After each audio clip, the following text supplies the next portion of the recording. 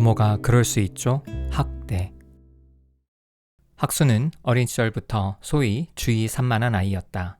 책을 읽다가도 갑자기 장난감으로 시선을 돌리고 방을 어지럽히는 등 잠시도 가만히 있지 못했다. 쉴 새 없이 몸을 움직였고 이곳저곳을 뛰어다녔다.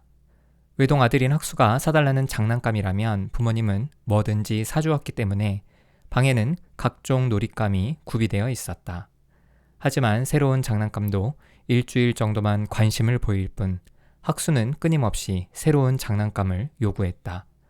그럴 때마다 부모님은 타일러 보았지만 끝내 고집을 꺾지 못하고 아이가 원하는 장난감을 사주곤 했다. 장난감만이 아니었다. 학수는 뭐든지 금세 실증 내고 자기 고집대로만 하려고 했다. 게다가 폭력적인 성향도 있었다. 어린이집이나 동네 놀이터에서 친구를 때리거나 어린이집의 교사나 가정 방문 교사에게 소리를 지르며 욕하는 경우가 많았다. 하지만 학수의 부모님은 아들을 혼내지 않았다. 상대편 아이의 부모님이나 교사에게는 죄송하다고 사과했지만 학수에게는 그러면 안 된다고 타이르는 것이 전부였다. 아직 어리니까 그럴 수 있다고 생각해서 무슨 행동이든 너그럽게 받아주었다. 누가 봐도 학수는 심각하게 버릇없고 이기적이며 주의 산만한 아이로 자라고 있었다. 부모님이 학수에게 한없이 너그러운 데는 이유가 있었다. 부부는 결혼 후 오랫동안 아이가 생기지 않아 걱정이 많았었다.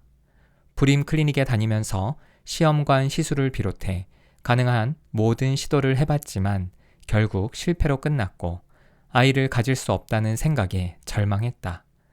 주변에서 입양을 권했지만 선뜻 용기가 나지 않아 망설이던 중에 임신이 되었다. 결혼 후 10년 만에 어렵게 생긴 아들이니 너무 귀했던 거다. 게다가 학수 아버지의 사업이 잘 되고 있을 때여서 아들이 원하는 건 뭐든 다 해주고 싶었다. 그러다 학수가 초등학교를 입학하면서 문제가 생겼다.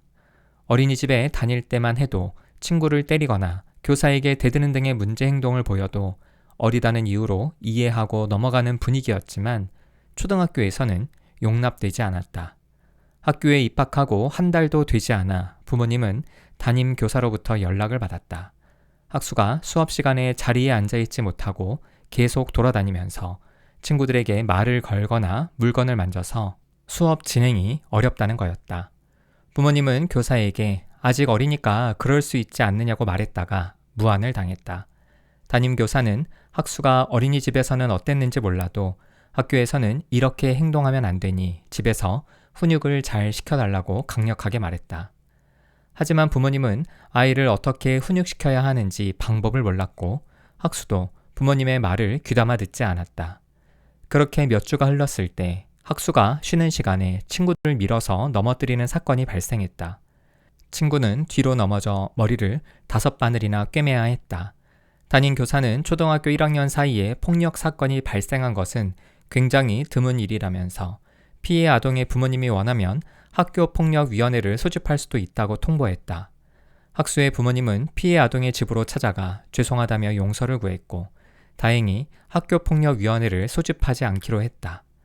이후로 부모님은 아들을 이대로 그냥 둘 수 없겠다고 생각해서 본격적으로 훈육을 시작했다. 하지만 이전까지 제대로 된 훈육을 받아본 적이 없었던 학수가 갑자기 말을 들을 리 없었다. 학수는 부모님이 훈계하는 중에도 등을 돌려 앉아 장난감을 가지고 놀려고 했다. 순간 학수 아버지는 화가 나서 아들이 움직이지 못하게끔 몸을 꽉 잡았다. 학수는 벗어나기 위해 발버둥 쳤다. 그러다 아무리 해도 아버지의 완력을 이길 수 없음을 깨닫고는 손을 아주 세게 물어버렸다. 물린 아버지는 홧김에 학수를 사정없이 때리기 시작했다. 옆에 있던 어머니가 말렸기에 다행이지 그렇지 않았다면 학수는 크게 다쳤을 것이다. 그 정도로 상황이 심각했다.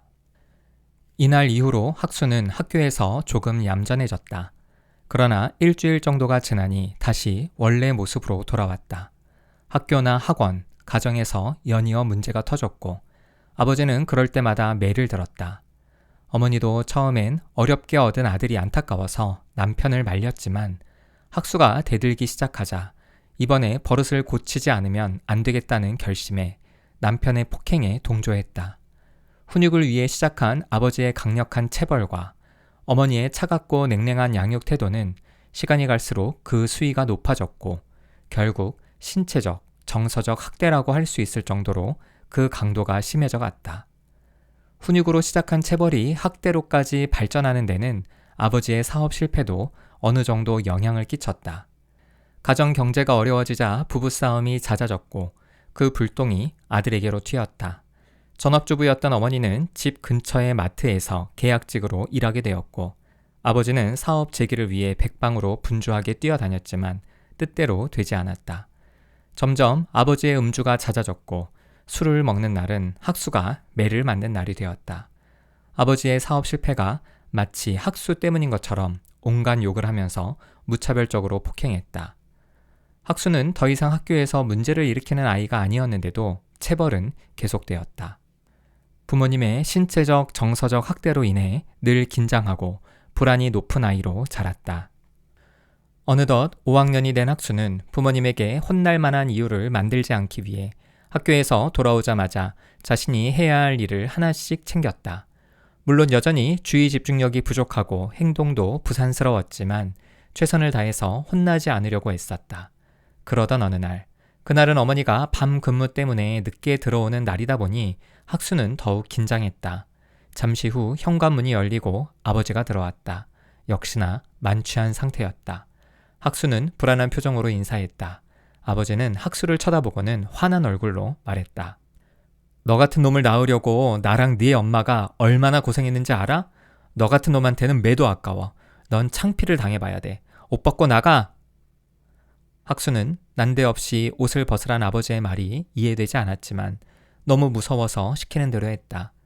아버지는 알몸 상태인 학수의 귀를 잡아 끌면서 온갖 욕을 하며 밖으로 내쫓았다. 학수는 잘못했다고 울면서 나가지 않으려고 버텼지만 성인 남자의 힘을 이길 수 없었다. 그렇게 학수는 발가벗겨진 채로 쫓겨났다. 초등학교에 입학할 때만 해도 지역에서 가장 좋은 아파트 단지에 살았던 학수네는 아버지의 사업 실패 이후 낡고 허름한 집으로 이사했기 때문에 집 현관문만 열면 바로 사람들이 왕래하는 대로였다. 알몸으로 길거리로 내몰린 학수는 현관문을 두드리면서 잘못했다고, 살려달라고, 다신 안 그러겠다고 울부짖었다. 지나가는 사람들이 다 쳐다봤다. 학수는 사람들의 눈길을 받으며 계속 현관문을 두드렸다. 그때 마침 학수의 집 앞을 지나던 같은 반 여자아이와 눈이 마주쳤다. 여자아이도 학수를 알아보고는 금세 눈길을 피했다. 곧이어 도착한 어머니가 동네 시끄러워질 것을 걱정하며 빠르게 현관문을 열었고 그제야 학수는 집으로 들어갈 수 있었다. 상황은 종료되었지만 그날 학수가 받은 충격과 수치심은 20년이 지난 현재까지도 머릿속에 생생하게 남아있다. 또한 반복된 부모의 신체적, 정신적 학대는 공포와 불안으로 뒤범벅되어 또렷하고 선명한 기억으로 남아 성인이 된 지금까지도 학수를 괴롭히고 있었다.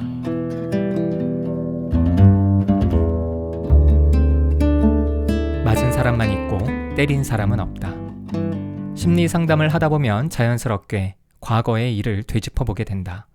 과거를 거슬러 올라가다 보면 놀랍게도 많은 사람이 어린 시절 부모, 특히 아버지에게 매를 맞았던 경험을 털어놓는다. 물론 자신이 잘못했기 때문에 아버지가 체벌했을 것이라며 이해하고 넘기는 사람도 있지만 때로는 아버지를 용서할 수 없다면서 울분을 터뜨리는 사람도 꽤 있다. 그런 경우에 상담사인 내가 부모의 입장을 아주 조금만 대변하려 해도 나에게 분노를 퍼붓는 사람도 적지 않다. 그만큼 해결되지 못한 상처가 크다는 증거이리라. 만약 내담자가 심리 상담을 통해 해결하고자 하는 문제가 가족 갈등이나 대인관계 고민이 아니라면 대부분의 상담자들은 어릴 적 부모로부터 상처받은 이야기를 깊이 있게 다루지 않는다. 내담자들 역시 어차피 지나간 일이고 지금은 서로 이해하고 잘 지내고 있는 부모와의 관계를 굳이 흔들고 싶지 않다고들 말한다. 그것도 나름 관계 유지를 위한 좋은 방법이라고 생각한다. 하지만 가족 갈등이나 대인관계 문제를 상담 주제로 들고 왔을 땐 상황이 달라진다. 가족 갈등을 해결하고 싶다면 당연히 과거의 사건을 면밀히 살펴봐야 한다. 현재의 갈등이 과거에서부터 시작된 경우가 많기 때문이다. 또한 과거의 여러 사건 중에 부모로부터 당한 억울한 체벌은 중요하게 다뤄야 할 경험이기도 하다. 대인관계에 대한 고민을 해결할 때도 부모, 특히 아버지와의 갈등 문제를 살펴보고 풀어야 한다. 미국의 저명한 임상심리학자로 가족관계를 오랫동안 연구했으며 현재 라이프 코치로 활동 중인 폴터는 자신의 저서 모든 인간관계의 핵심 요소 아버지라는 책에서 아버지와의 관계 경험이 성인이 된 이후로 맺는 인간관계에서 핵심 요소라고 주장했다.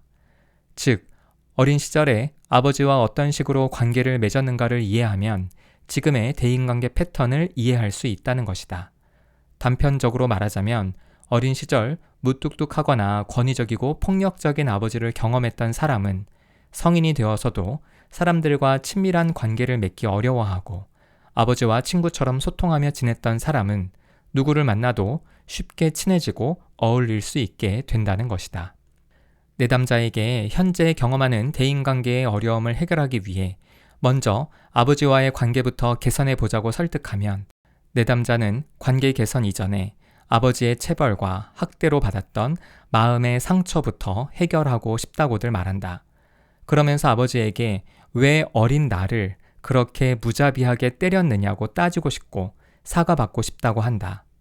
하지만 안타까운 건 그동안의 상담 경험으로 볼 때 자녀가 과거 일에 대해 사과를 요구하면 부모들은 자녀의 감정을 알아주고 공감하며 사과하기보다는 자기 변명에 급급한 경우가 많다는 점이다.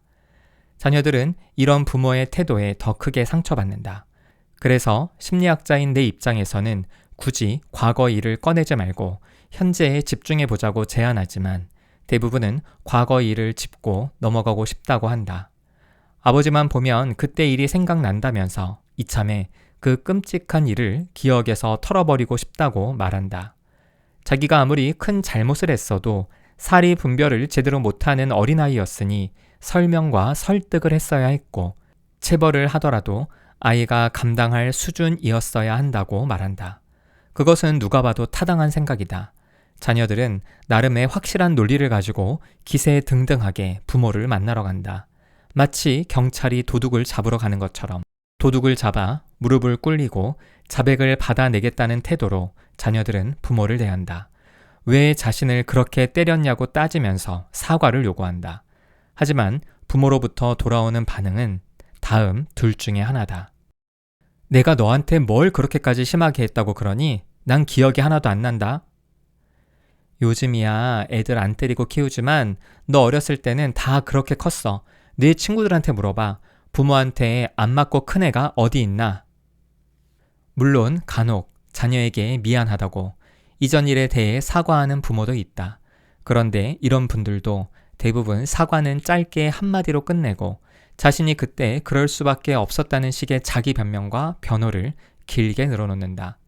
그러면서 자신은 어쩔 수 없었다고 그렇게 큰 잘못은 아니지 않느냐고 말한다. 결국 부모에게 책임을 묻고 사과받으러 갔다가 자신의 끔찍한 기억에 대해 누구도 책임지지 않는다는 비참한 사실만 확인하고 돌아온다. 그렇다면 왜 부모들은 자녀가 평생을 괴로워하고 있는 과거의 체벌과 신체적 학대에 대해 기억하지 못하거나 또는 잘못이라고 크게 뉘우치지 않는 것일까? 이는 우리나라의 세대차와 관련이 있다. 한국은 전 세계에서도 유례가 없을 정도로 세대차가 크다. 빠른 사회 변화에 따라 3대가 전혀 다른 배경과 문화를 경험했다. 지금의 30, 40대를 기준으로 따져보자면 보통의 경우 이들의 조부모인 8, 90대는 농사를 짓고 살았고 부모인 6, 70대는 공장에서 일했다. 그리고 3, 40대인 자신들은 IT 회사에 다닌다. 다시 말해 세대 간의 농경사회, 산업화사회, 정보화사회라는 전혀 다른 세상에서 성장하고 일하고 살고 있는 것이다. 그 때문에 정치적 성향도 삶의 기준도 관계에 대한 개념도 완전히 다르다. 무엇보다 가정 생활과 자녀 양육에 대한 가치관은 더 크게 차이가 난다. 조부모 시대는 자식의 성공을 위해 체벌하는 것을 당연하게 여겼다. 자녀를 키울 때 때리지 않으면 사랑하지 않거나 내놓은 자식이라고들 생각했다. 이 시대엔 가정 안에서의 폭력이 허용되었다. 비단 부모가 자식에게 행하는 폭력뿐 아니라 남편이 아내에게 행하는 폭력도 사회적으로 정당화되었고 놀랍게도 장려되기도 했다. 여자와 북어는 3일에 한 번씩 패야 맛이 좋아진다는 표현은 1980년대 신문에도 등장할 정도로 상당히 잘 알려진 관용 어구였다. 그러다가 부모 세대부터 조금씩 변화의 바람이 불었다. 일례로 공처가와 애처가 논쟁을 들 수 있다. 즉 남편은 아내가 무서워서 잘해주느냐 아니면 아내를 사랑해서 잘해주느냐의 논쟁이었다. 또 자녀들에 대한 체벌도 이전보다는 제한적으로 이루어졌다. 물론 사랑의 매는 당연시되었고 학교에서 교사의 체벌도 허용되었다. 성적 하락과 같은 정당한 이유가 있다면 체벌이 가능하다는 분위기였다. 하지만 지금 어린 자녀를 키우는 30, 40대의 생각은 전혀 다르다. 자신들은 어린 시절에 맞고 자랐지만 어떤 이유가 있더라도 폭력은 정당화될 수 없다고 생각한다. 당연히 자녀를 매로 다스리지 않겠다고 다짐한다.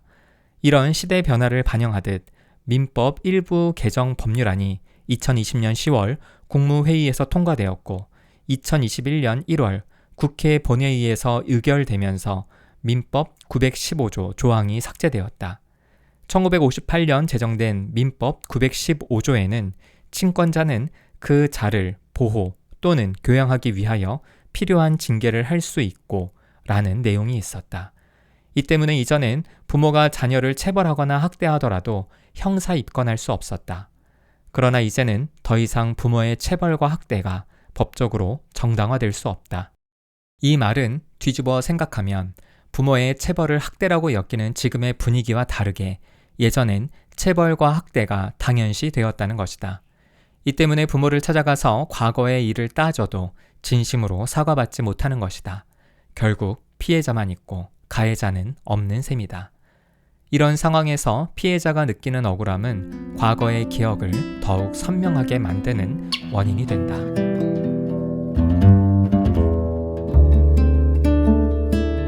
만약 기억 능력에 문제가 생긴다면 많은 이들이 심리학이라고 하면 온갖 정신장애를 진단하고 상담을 통해 치료하는 학문 정도로 알고 있다.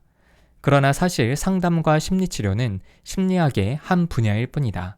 그것도 주요 분야가 아니라 주변 분야다. 물론 당장 직업과 연결되는 이점이 있기에 다수의 심리학자들이 상담과 심리치료 분야에 종사하는 것은 사실이지만 학문 자체의 영향력을 놓고 본다면 주요 분야는 아니다. 그렇다면 심리학의 주요 분야는 무엇일까? 인지심리학이다. 인간의 정신과 사고 과정을 과학적으로 접근하는 분야다. 심리학의 창시자라고 불리는 분트는 1879년 독일 라이프치히 대학의 심리학 실험실을 설립했다. 이 실험실에서 그는 사람들을 불러놓고 각종 실험을 했다. 실험은 주로 인간의 시지각 능력과 기억에 관한 것이었다. 사람이 세상을 어떻게 인식하고 기억하느냐의 문제는 오랜 시간 철학자들의 몫이었다. 철학의 인식론이 이런 문제를 다루고 있다. 그런데 인식론을 사변적으로만 접근해왔던 기존의 철학과 달리 자연과학의 방법을 이용하여 접근하려는 새로운 흐름이 생겨났다. 이것이 현대 심리학의 시작이다. 그리고 이 전통을 지금도 잇고 있는 분야가 인지심리학이다. 인지심리학에서 다루는 주제는 기억, 사고, 정서, 판단, 추리, 언어 등으로 인간의 정신과정에서 일어나는 일을 다룬다. 인지심리학은 요즘 화두가 되고 있는 인공지능의 기초 지식을 제공하고 있기도 하다. 인지심리학에서 다루는 여러 주제 중에 심리학자들이 가장 많은 관심을 갖고 연구하는 것은 기억이다. 한마디로 기억은 심리학에서 가장 핵심적이고 중요한 연구 주제라고 할 수 있다. 특별히 나쁜 기억은 심리학자들이 가장 큰 관심을 보이는 주제이기도 하다. 학수의 이야기를 심리학적으로 분석하고 이해하기 전에 먼저 심리학에서 기억을 어떻게 다루고 있는지를 알아보자. 기억은 인간의 삶에서 너무나 당연한 전제다. 기억이 없으면 사람이 사람답게 살지 못할 것이다. 내가 이 책을 쓰는 것도 기억 덕분이다. 학부와 대학원에서 배웠던 수업 내용, 읽었던 책과 논문을 기억하기 때문에 책을 쓸 수 있다. 당신이 이 책을 읽을 수 있는 것도 기억의 영향이다. 글자의 뜻을 기억하지 못하거나 책을 다 읽은 후에도 어떤 내용인지 기억하지 못하면 책을 읽어야 할 이유를 찾지 못할 테니 말이다.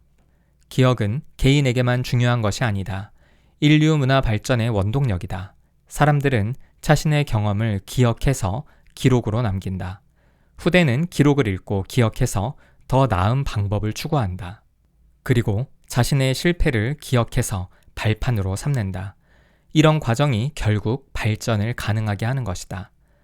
만약 인간에게 기억 능력이 상실된다면 어떤 일이 벌어질까? 개인은 자신의 삶을 살 수 없고 사회는 온전하게 유지될 수 없으며 세상은 혼돈과 혼란에 빠져버릴 것이다. 기억에 문제가 생길 때 어떤 일이 벌어질 수 있을지 예상해 볼 수 있는 영화가 있다. 크리스토퍼 놀란 감독의 영화 메멘토다. 이 영화의 주인공인 레너드는 아내가 마약에 찌든 강도에게 강간당하고 살해당한 그날의 충격으로 인해 기억을 만들어내지 못하게 된다. 그는 자신의 기억을 되찾기 위해 끊임없이 메모하고 사진 찍고 자신의 몸에 문신을 한다. 이 영화는 현재 사건과 과거 사건이 교차되어 나오기 때문에 관객들은 극의 전개를 이해하는 것이 처음엔 쉽지 않다. 영화를 보는 내내 혼란을 겪으면서 도대체 뭐가 뭔지 모르겠다고 말하기도 한다. 어쩌면 기억에 문제가 생긴 주인공이 겪는 혼란스러움을 관객들도 일정 수준으로 경험하도록 만든 감독의 의도가 아닐까 싶을 정도다. 어쨌든 이 영화를 보다 보면 의문이 생긴다. 주인공은 기억에 문제가 있는데 어떻게 여전히 글을 읽고 쓸 줄 알며 운전도 할 수 있을까? 이런 활동 역시 기억에 근거하는데 말이다. 또한 자신의 아내가 살해당했다는 사실도 기억한다. 기억에 문제가 있다면 완전히 모든 것을 잊어야 하는 게 아닌가 의구심이 드는 거다. 정확히 말하자면 레너드는 사건이 발생하기 이전의 경험은 기억할 수 있지만 사건 이후의 경험은 기억에 남지 않고 사라지는 증상을 겪고 있다. 이 증상을 단기 기억 상실증이라고 한다. 단기 기억이라는 말은 인지심리학자들이 오랜 연구를 통해 밝혀낸 인간의 기억 체계 중 하나다. 인간의 기억은 3개의 장소로 이루어져 있다. 단기 기억, 장기 기억, 그리고 감각 기억이다. 하나씩 간단히 설명해 보겠다. 감각 기억은 뇌에 존재하는 것이 아니라 감각기관에 존재하는 기억이다. 외부에서 우리의 뇌로 자극을 보내기 위해서는 감각기관을 거쳐야 하는데 이 감각기관을 감각기억이라고도 한다. 이를 기억이라고 하는 이유는 아주 짧지만 일정 시간 동안 정보가 머무르기 때문이다. 혹시 다른 그림 찾기를 해본 적이 있는가? 그때를 떠올려보자. 당신은 비슷하게 보이는 두 그림에서 서로 다른 부분을 어떻게 찾아내는가? 아마도 하나의 그림을 자세히 보아 완전히 기억한 후에 옆에 있는 그림을 뚫어지게 쳐다보면서 다른 부분을 찾아내지는 않을 것이다. 그냥 아무 생각 없이 두 그림을 재빠르게 번갈아 보다 보면 왠지 모르게 이상한 느낌이 드는 곳이 있을 것이고 그곳을 자세히 살펴서 두 그림의 다른 점을 발견하게 된다. 이런 방식으로 다른 그림을 찾을 수 있는 것은 감각 기억 덕분이다. 첫 번째 그림을 쳐다보는 순간 안구 뒤쪽 망막의 시각세포가 흥분하게 된다. 그 흥분, 감각세포의 기억이 사라지기 전에 빠르게 두 번째 그림을 쳐다보면 다르게 흥분하는 세포가 있다. 물론 이것을 의식적으로는 알아채지 못하고 이상한 느낌 정도로만 알아차린다. 이때 그림을 자세히 쳐다보면 다른 부분을 발견할 수 있다. 이처럼 감각기관에도 잠시 동안이지만 정보가 머무르기 때문에 기억이라고 말할 수 있다. 감각기억은 감각기관에 존재하지만 나머지 2개의 기억 시스템은 뇌에 존재한다.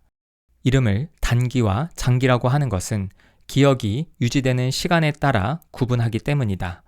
먼저 단기 기억은 감각기관에서 들어온 정보를 처리하는 곳으로 정보가 2-30초 정도 유지된다. 이때 주의를 기울여서 해당 정보의 의미를 곱씹어 보거나 기계적으로라도 반복하면 장기 기억으로 넘어가고 그렇지 않으면 사라진다. 단기 기억은 단지 정보를 잠깐 동안만 가지고 있는 것이 아니라 여기서 다양한 정신 활동이 일어나기 때문에 요즘에는 작업 기억이라고도 말한다. 예를 들어 통화하던 중에 친구가 최근에 방문한 맛집 이야기를 했다고 하자. 이때 곧바로 전화 통화를 끊고 인터넷으로 맛집을 검색해서 맛집에 대한 리뷰를 살펴보는 과정을 거치면 해당 맛집에 대한 정보는 장기 기억으로 넘어가게 된다. 그래서 나중에라도 그 맛집을 기억했다가 찾아갈 수 있다. 그런데 맛집에 집중하지 않고 계속 통화하면서 다른 이야기로 넘어가 이야기를 모두 마치고 전화를 끊으면 친구가 조금 전에 말한 맛집이 어디였는지 전혀 기억나지 않을 수 있다. 정보가 단기 기억에 머물렀다가 그냥 사라진 것이다. 이처럼 우리의 기억은 하나의 시스템이 아니라 세 개의 시스템으로 이루어져 있다. 이를 가리켜서 기억의 중다 모형이라고 한다. 영화 메멘토의 주인공은 정보가 단기 기억에서 장기 기억으로 넘어가는데 문제가 생긴 것이다. 즉, 새로운 기억을 만드는 것이 불가능한 상태다. 이를 가리켜 순행성 기억 상실증 혹은 단기 기억 상실증이라고 한다. 정말 이러한 상실증이 가능한 걸까? 영화에서는 끔찍한 사건의 충격으로 이런 증상을 겪게 된 것으로 나오지만 실제로는 거의 불가능한 일이다. 단순히 충격만으로 단기 기억 상실증을 겪기는 어렵다는 게 학계의 중론이다. 심리적 충격으로 발생할 수 있는 기억 상실증은 장기 기억 상실증이다. 과거의 경험을 기억하지 못한다고 해서 역행성 기억 상실증이라고도 한다. 심리적 충격으로 자신이 누구인지, 어떤 사람이었는지, 과거를 모두 잊어버리는 기억 상실증은 대중의 심리를 자극할 만큼 흥미로워서 영화나 드라마의 소재로 사용되지만 이 역시 굉장히 드물게 나타난다. 심리적 충격보다는 사고로 인한 뇌손상이나 뇌질환 등으로 발생하는 게 일반적이다.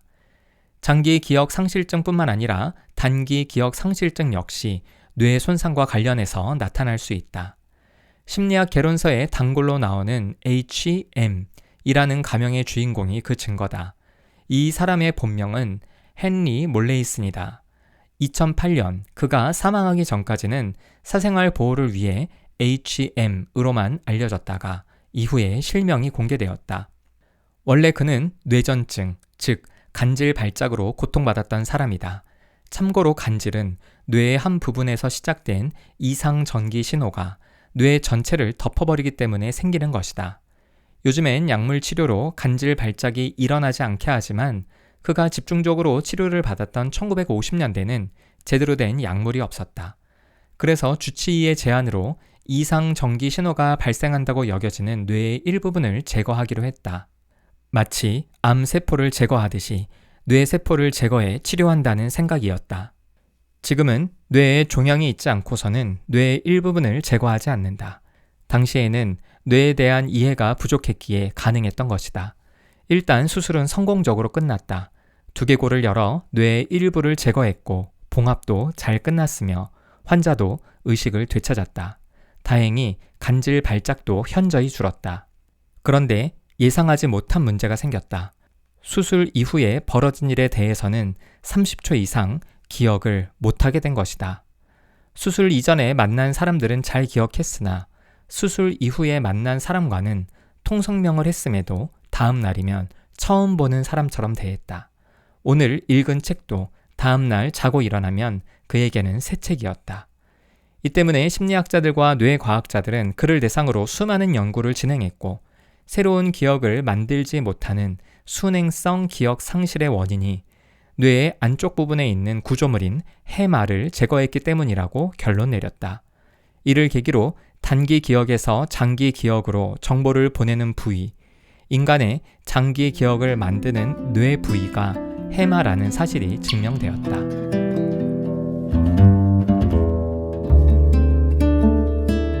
억울함으로 강화되는 기억. 우리를 힘들게 하는 나쁜 기억은 세 종류의 기억 시스템 중에 어디에 위치해 있을까? 바로 장기 기억이다. 우리의 감각기관을 통해 들어온 정보가 단기 기억에 잠시 머물다가 장기 기억으로 넘어가지 않으면 기억조차 할 수 없게 된다. 마치 영화 메멘토의 주인공이나 의료진의 잘못된 판단으로 해마를 제거당한 HM의 사례에서처럼 말이다. 나쁜 기억은 단기 기억에서 장기 기억으로 넘어왔기 때문에 사라지지 않고 우리를 힘들게 하는 것이다. 저는 대체 언제까지 이 기억 때문에 힘들어야 하나요? 학수처럼 과거에 경험한 힘들고 상처받았던 기억 때문에 이렇게 말하는 사람들이 간혹 있다.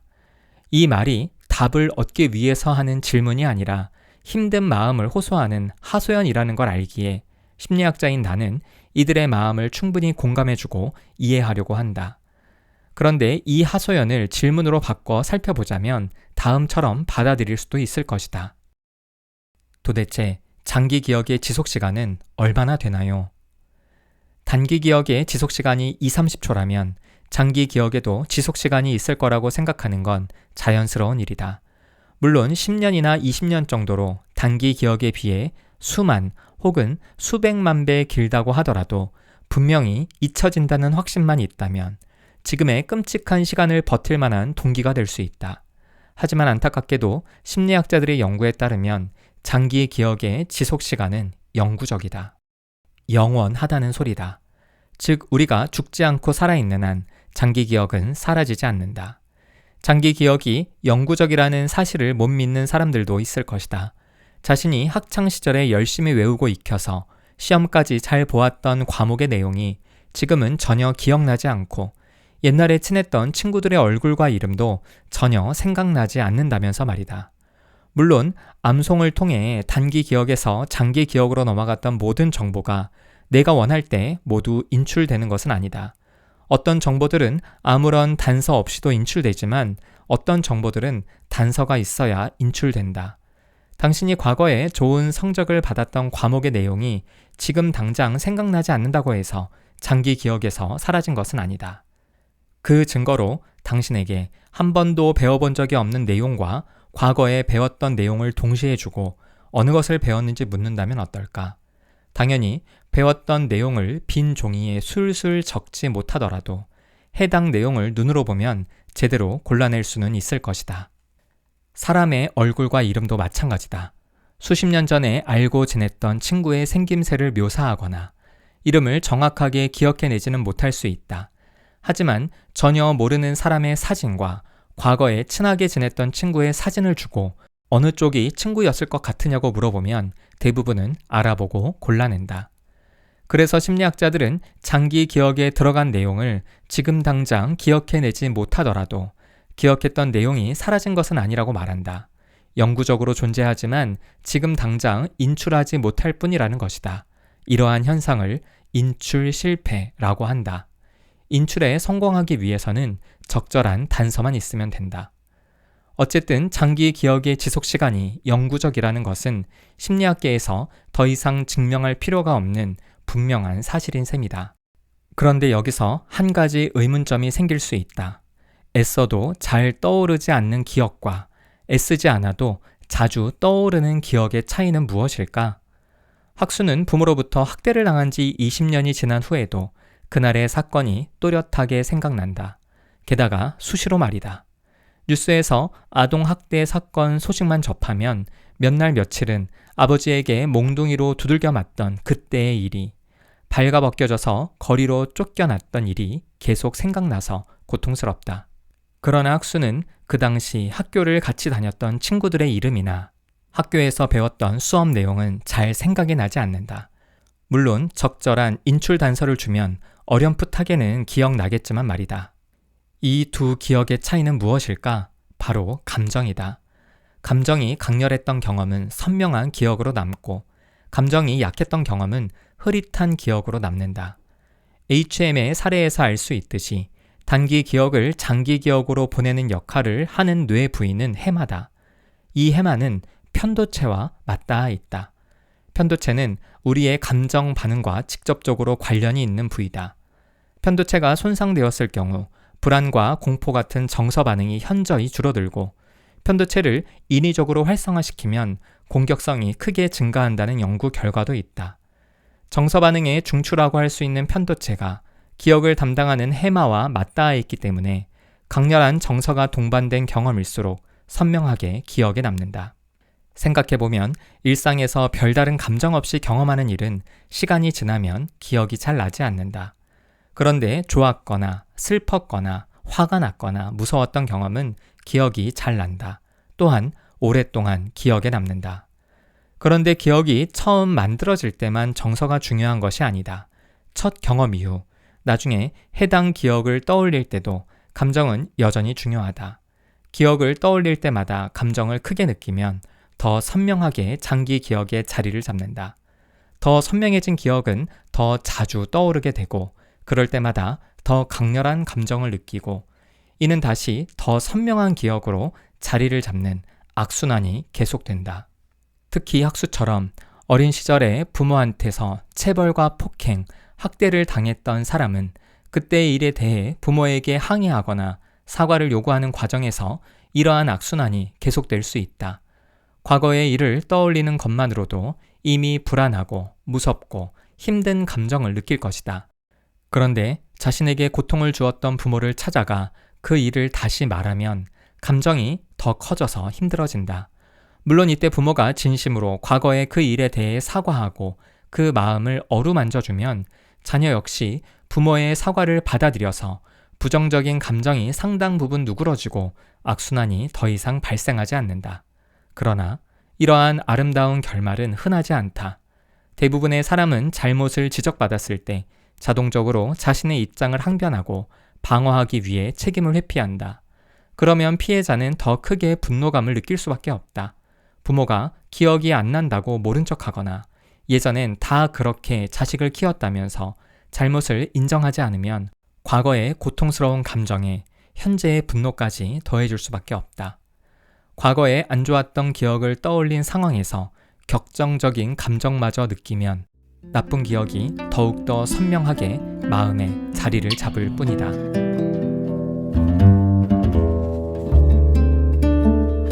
나를 위해 시작해보는 용서. 어린 시절에 부모로부터 체벌과 학대를 받았던 사람들이 끔찍한 기억에서 벗어나기 위해서는 무엇이 필요할까? 가장 좋은 방법은 부모에게 과거의 일에 대해 사과받고 자신이 겪어야 했던 공포와 슬픔에 대해 공감받는 것이다. 하지만 앞에서 설명한 것처럼 쉽지 않은 일이다. 그러면 부모와의 관계에서 경험한 과거의 감정이 쉽게 해결되지 않는다고 해서 끔찍한 기억에서 벗어나는 걸 포기해야 할까? 아니, 당연히 그럴 수는 없다. 혼자서라도 해볼 수 있는 방법이 있다. 용서다. 용서하라고요? 난 절대 안 해요. 평생 그 사람을 원망하고 저주해야 그나마 속이 시원할 텐데 용서라니. 언젠가 복수할 거예요. 내가 고통받은 만큼 그 사람도 고통받아야 해요. 용서를 권하면 사람들은 보통 이렇게 반응한다. 물론 다 이해되는 말이다. 그럼에도 불구하고 용서를 권하는 가장 중요한 이유는 고통받는 나 자신을 위해서다. 잘못한 사람이 그 대가를 치렀으면 좋겠다는 소망은 당연하다. 하지만 문제는 내가 용서하지 않아도 나를 괴롭게 만든 그 사람은 전혀 고통스럽지 않다는 데 있다. 언제나 나만 고통스럽다. 왜 그럴까? 그 사람을 원망하고 저주할 때 우리는 과거의 기억을 떠올리게 된다. 그 기억은 과거의 분노와 두려움, 슬픔과 불안, 우울이라는 감정과 함께 떠오르기에 다시 한번 그때의 일이 재현되는 것 같은 심리 상태가 된다. 정작 고통받아야 하는 가해자는 그 일을 잘 떠올리지 않고 만약 떠올린다고 해도 피해자만큼의 감정을 느끼지 못한다. 용서를 통해 과거의 기억을 떠나보내지 않으면 가해자보다 피해자가 더 고통받는 모순이 발생하는 거다. 그래서 너무 속상한 마음에 이 모순을 해결하기 위해 가해자를 찾아가 자신이 받았던 고통을 똑같이 되돌려 주려고 한다. 성폭행 피해자는 가해자나 가해자의 가족을 대상으로 성범죄 계획을 세우고 어린 시절 부모에게 학대받았던 이들은 노인이 된 부모를 학대하려 한다. 이렇게 직접적인 복수를 한다고 과연 과거의 기억이 사라지고 그때의 힘들었던 감정이 해소될까? 당신이 사이코패스라면 모를까? 앞서 언급했던 나쁜 기억의 악순환이 더욱 가속화될 뿐이다. 과거의 기억을 반복해 떠올리면서 새로운 부정적 감정까지 느끼게 되어 나쁜 기억은 더욱 강화된다. 더불어 법적인 문제로 처벌까지 받을 수 있다. 과거에 해를 입혔던 사람의 범죄 행위는 공소시효가 지나고 물증이 없어서 처벌을 피할 수 있지만 지금 저지른 잘못은 처벌의 대상이 된다. 결국 심리적으로나 현실적으로 복수는커녕 더 큰 고통의 굴레로 빠져든다. 우리가 누군가를 미워하는 건 상당한 에너지를 소모하는 일이다. 마음의 여유를 잃어버리게 되고 행복과 즐거움을 외면하게 된다. 얼마나 큰 손실인가. 더 이상 과거의 일로 지금 그리고 앞으로의 삶을 망쳐서는 안 된다. 그래서 용서가 필요하다. 미국의 임상심리학자 에버렛 워딩턴은 오랜 시간 연구를 통해 용서가 가진 치유의 힘을 확인했다. 어릴 적에 그는 어머니가 강도에게 살해당하는 경험을 했다. 이 일로 분노에 사로잡혔고 그 분노 때문에 고통을 받았다. 그러던 어느 날 마음의 분노가 나 자신을 죽이고 있다는 걸 깨닫게 되었고 자신이 살기 위해서 강도를 용서해야겠다는 결심에 이르게 되었다. 그는 이를 계기로 용서를 연구하기 시작했다.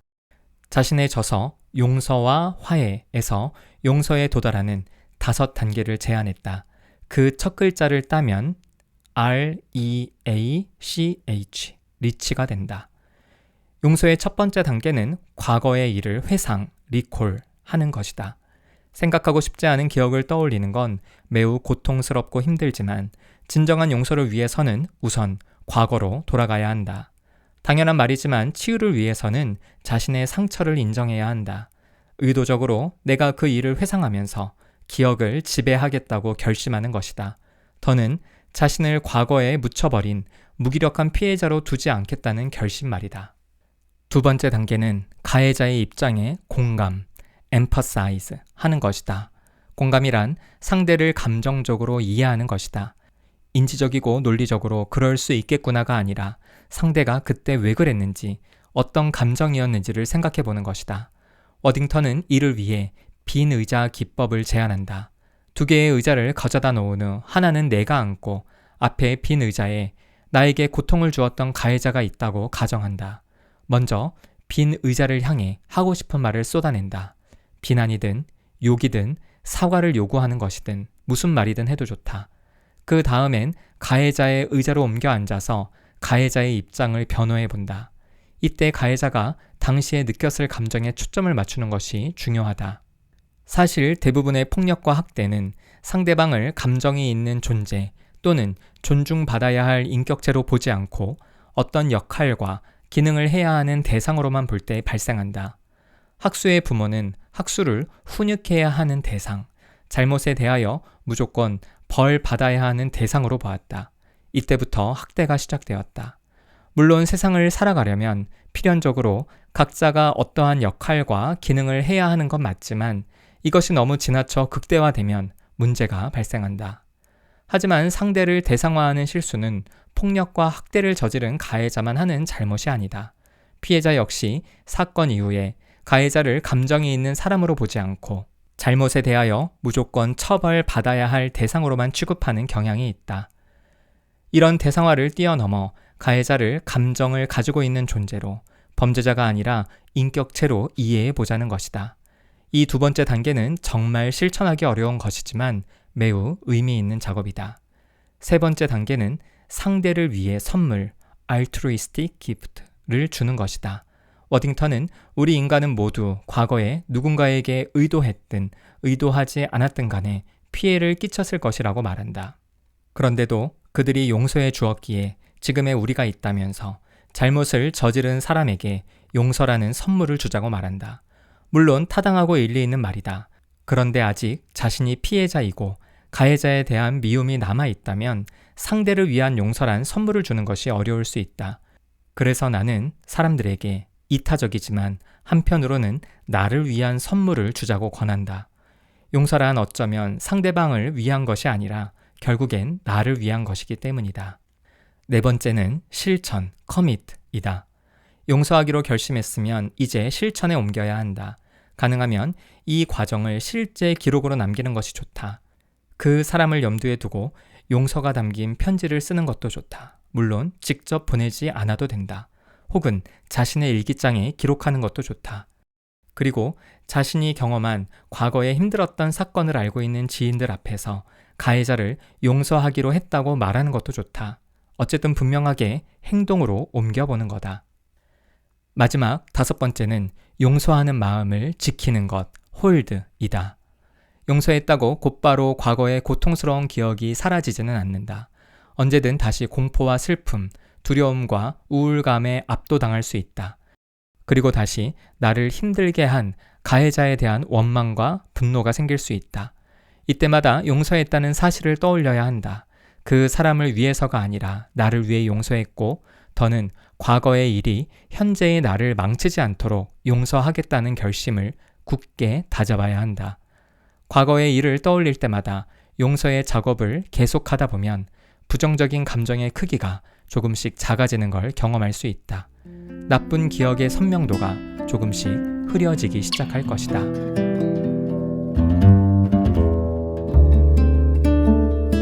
굳이 관계를 회복하지 않아도 만약 나를 힘들게 했던 사람을 도저히 용서하지 못하겠다는 생각이 계속 든다면 다음에 장애물에 걸려있는 건 아닌지 확인해 볼 필요가 있다. 첫 번째 장애물은 외부의 압력이다. 가족이나 친척이 연루된 폭력과 학대 사건에서 피해자들이 더 크게 상처받는 이유는 용서를 강요받기 때문이다. 우리나라는 가족 간의 연대를 매우 중요하게 생각한다. 개인의 감정을 희생해서라도 가족 간의 불화를 막으려는 문화적 압력이 존재한다. 피해자에게 그 분노와 슬픔을 드러내지 말라는 의미로 용서를 강요하는 경우가 많은 거다. 그러나 이런 상황에서는 진정한 용서를 할 수가 없다. 폭행과 학대 사건이 발생하면 가장 먼저 가해자와 피해자를 분명히 구분해야 한다. 그리고 피해자가 존중받고 보호받을 수 있는 환경이 절대적으로 필요하다. 진정한 용서는 그 다음에 피해자가 선택할 일이다.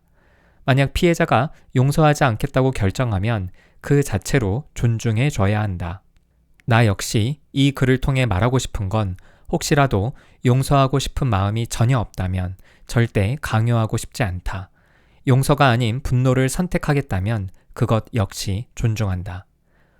폭행과 학대 사건이 우리에게 끔찍한 기억으로 남는 이유는 과거의 그 순간에 피해자는 아무것도 선택할 수 없었기 때문이다. 그런데 지금 용서마저도 자발적으로 선택할 수 없다면 이건 역시 또 다른 폭행이자 학대일 뿐이다. 이 책을 읽으면서 내 주변에 있는 폭행과 학대 사건의 피해자가 생각날 수 있다. 그리고 그 피해자가 가해자를 향한 분노 때문에 스스로 다치게 하는 것처럼 보여서 안타까울 수도 있다. 그렇다고 해도 피해자에게 용서를 절대로 강요해서는 안 된다. 제 아무리 좋은 것이더라도 스스로 선택하지 않으면 득이 아닌 독이 되기 때문이다. 학대를 당한 사람이 선택할 때까지 충분히 기다려 주어야 한다. 용서를 힘들게 하는 두 번째 장애물은 용서와 관계 회복을 동일시하는 생각이다. 이 생각은 틀렸다. 학수가 부모의 폭행을 용서했다고 해서 무조건 부모와 사이좋게 잘 지내야 하는 건 아니다. 용서란 관계에서 주도권을 갖는 행위이지 상대에게 주도권을 넘겨주는 것이 아니다.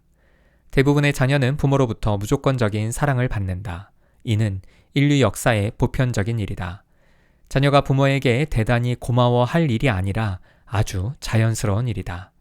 그런데 이 관계를 부모가 학대와 폭력으로 먼저 깨뜨렸다면 자녀는 마음에 상처를 입게 된다. 관계를 먼저 뒤흔든 건 부모다. 그럼에도 불구하고 상처받은 자녀가 아무런 선택권 없이 그저 분노하면서 무력하게 살아가기보다는 자신의 의지적인 노력을 통해 주도권을 갖기 위해 용서를 선택한 거다. 관계 속에서 주도권을 가져갔다는 건 얼마만큼의 관계를 회복할 것인지 그 정도를 스스로 결정할 수 있다는 의미이기도 하다. 그렇기 때문에 나를 괴롭히고 상처 준 사람을 용서할 때 그 사람을 직접 찾아가지 않고 혼자서 용서를 진행해도 괜찮다. 또한 용서했다고 반드시 그 사람과 잘 지낼 필요도 없다. 학수처럼 부모를 용서하고자 마음먹은 상황일 때 앞으로 잘 지내야 한다는 문화적 압박감을 느낄 수 있다. 하지만 내 마음을 다치면서까지 부모와 굳이 잘 지내려고 노력할 필요가 없다. 다시 말해 용서한다고 관계를 예전처럼 좋게 만들어야 한다는 의무감을 가지지 않아도 된다. 자녀들은 부모로부터 사랑을 기대한다. 당연한 거다. 그렇기 때문에 부모가 미워하고 공격하고 학대하고 폭력을 행사했을 때 자녀가 받는 충격은 이루 말할 수 없다. 자신을 낳아준 부모도 사랑해주지 않는데 세상 그 누가 자신을 사랑해줄까 하는 의구심이 마음 깊숙한 곳에 자리 잡는다. 하지만 그럴수록 꼭 기억했으면 좋겠다. 세상에 단 한 사람, 나는 나를 사랑해 줄 수 있다. 나를 아껴주지 않았고 사랑해주지 않았던 부모에게 큰 기대를 하지 말자. 내가 나를 아끼고 사랑하자. 그 방법 중에 하나가 용서일 수 있기에 권하는 거다.